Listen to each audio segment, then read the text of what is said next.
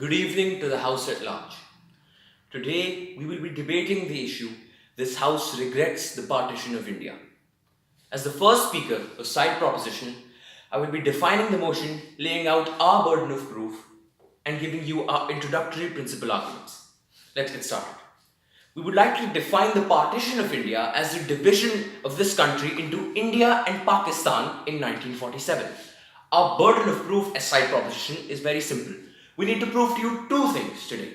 One, that it would have been better for India if the partition had not taken place, and that it would have been better for Pakistan if the same had not taken place.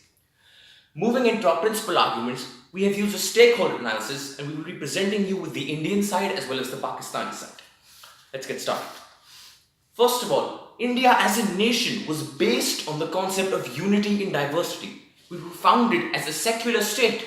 We were founded to be a nation where no matter what our differences, whether they be racial, ethnic or religious, we could live together. That is the founding principle of India. But ladies and gentlemen, the partition flies in the face of this concept. How, I would ask all in this house, can a nation be considered secular if its very founding is based on religious division? How can a nation that was founded by dividing itself along religious lines of Hindus on one side and Muslims on the other be considered a secular republic? It cannot. Simple fact is that the partition flies in the face of all that we attempt to do to make India a secular republic, because the partition prevented India from being so. We can also talk about foreign policy.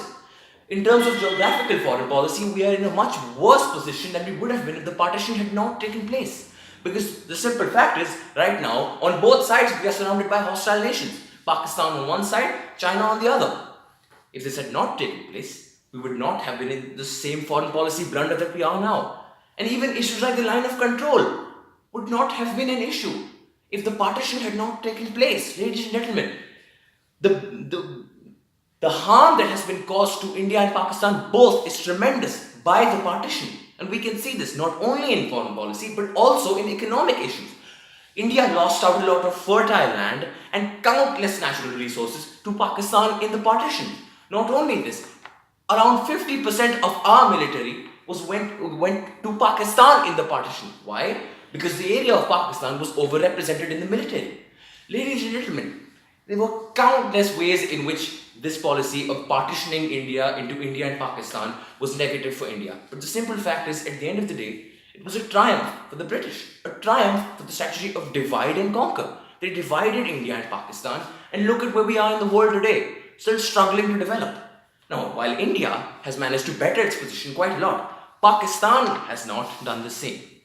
Pakistan was founded to be a majoritarian state for Muslims. We can all agree that this is wrong. Any nation should try to strive towards democracy and strive towards equality. And the very concept of a nation that is pro-Islam and that supports a religion that the religion is supported by the government flies in the face of the principle of democracy as well as equality. Not only that, ladies and gentlemen, the partition exacerbated religious divisions and created more hatred between Muslims and Hindus. Can we honestly stand here today in this house and say that Muslim and Hindu tensions would be at the same level they are right now if the partition had not occurred? No, ladies and gentlemen, we cannot say that. Let's also talk about Pakistan's economic issues. According to Business Today, Pakistan's GDP is around $305 billion and India's GDP is almost $2,000 billion. As of July 2017, they have a 5.8% inflation rate. Pakistan's currency was the worst performing Asian currency in 2017. Ladies and gentlemen, Pakistan's economy is struggling. And they have been struggling since the partition. The simple fact is that the partition hurt Pakistan's economy just as it hurt India's economy. But India being the larger nation, having more industrial capabilities and more natural resources, India has managed to come out of it actually having a positive future now, while Pakistan still has a very dire economic condition. And ladies and gentlemen, let's also look at a conceptual fact here. Pakistan was conceptually meant to be a nation state for Muslims. Well, the simple fact is that, ladies and gentlemen, it even failed to be that. Because looking towards the west of India, near West Bengal, there was a very large concentration of Muslims. The simple fact is that even the concept of Pakistan was a failure. It was a failure at doing the wrong thing. Ladies and gentlemen, that is simply what the partition was. It was not even a policy that was well intentioned, but that has been a failure of implementation. It was not. It was a policy that was the wrong idea, and it has also been a failure of implementation.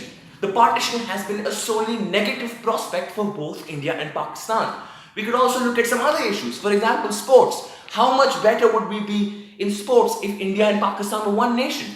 The obvious example is of cricket. We could bring up cricket. What happens if India's batsmen and Pakistan's bowlers were together? Ladies and gentlemen, I don't think Australia would have won as many World Cups as they have.